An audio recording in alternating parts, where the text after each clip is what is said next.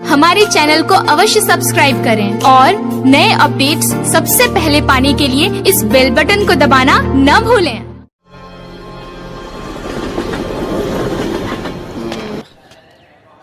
अरे साला एको मुर्गा नहीं खसन लौकत रे बा। लागत है कि हमार मन के मुर्गा बंडे रह जाई। अरे साला ओहो क्या बात है अरे क्या सब बढ़िया स्टॉप। भाई का छोटी चुकी गैस सिलेंडर ले आए बड़ा मामा। अरे करीना के बॉडी स्प्रे के टीना हा इम्पोर्टेड हरे। देख आदमी बंजी पसंद आदमी। अरे वाह रे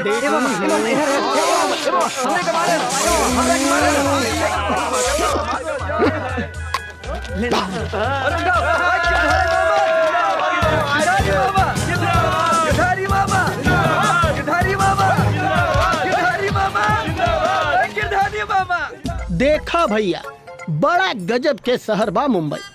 दिमाग में गर्माहट और दिल में तरावट आ जाला। वहाँ जब समुंदर के लहर उठेला ना तो लागेला कि पत्थर के चूर चूर कर दे। अच्छा मगर खालिए वापस चल जाला सिर्फ भिगा के। लेकिन सबक बाई जिंदगी के कभी पानी के लहर हार न माने। बार बार प्रयास करेला, बार बार आके टकराला चट्टान से कि तोड़ दे मगर ना तोड़ पावे। और उहे समुंदर के लहर के छींटा जौना बिल्डिंग पर पड़ेला ओकर नाम पूरा दुनिया जानेला, होटल ताज। तोहर आपन बा भैया? अबे हम ओकरा में मैनेजर हई। आ मुंबई में मैनेजर के मतलब मालिक होला।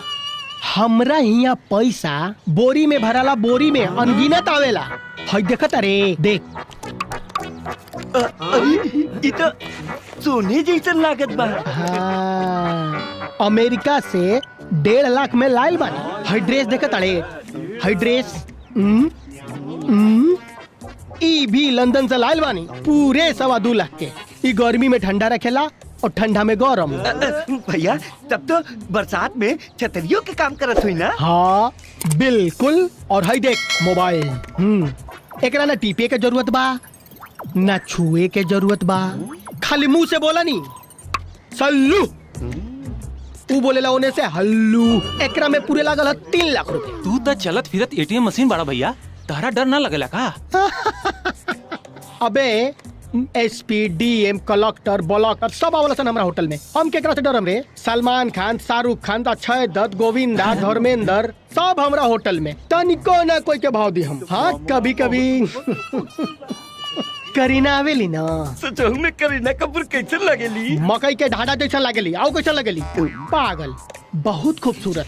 ऊपर से इतना बढ़िया बिया ना, नीचे से तोर माई के आँख के ऑपरेशन करैले रे? ना भैया ना भाई। तब पहले माई के आँख के ऑपरेशन कराओ, तब करीना के अंटीना कपार पर बांध के घूमिए। अरे ई बंसिया बबलुआ नहीं कंसोल लोकत रे पलटुआ। अरे भैया अब की बेर बसंत पंचमी पे जौन ड्रामा होखे वाला बा वही के रिहर्सल में गुरुजी के साथे दोनों जुटल बाड़न सन। अच्छा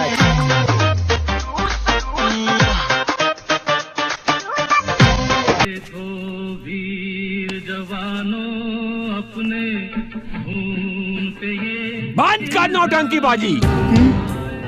हमार जीव आजीज हो गइल बा।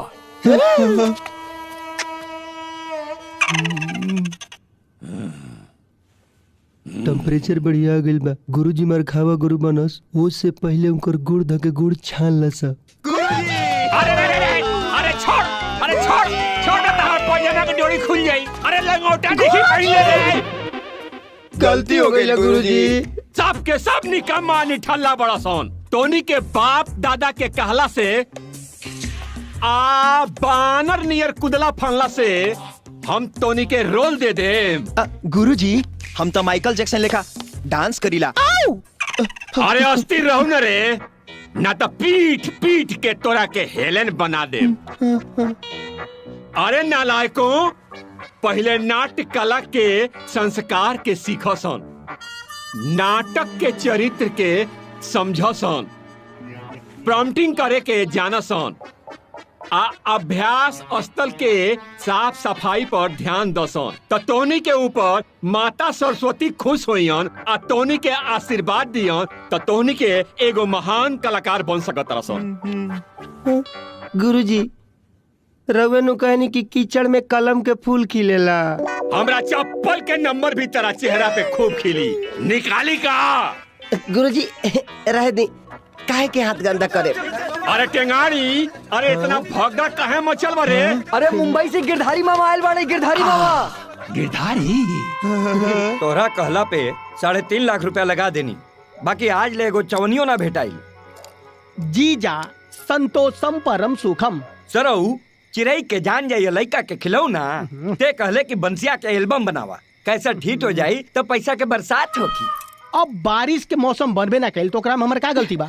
दुनिया के रास्ता आसान होला, मुश्किल तो ओकरा होला जेकर चाल चलन खराब रहेला। और हम माने कितना शरीफ ही तो सारा दुनिया के पता बा। मतलब ही जीजा की 3.5 लाख रुपया फिर से लगावा और सुपर डुपर गाना लेवल जाए, कौना भी एल्बम में डालल जाई ओकरा, वो album super duper hit bomb blast हुई। वो एल्बम में दोनों भगिना हमार सुपर स्टार बन जाए।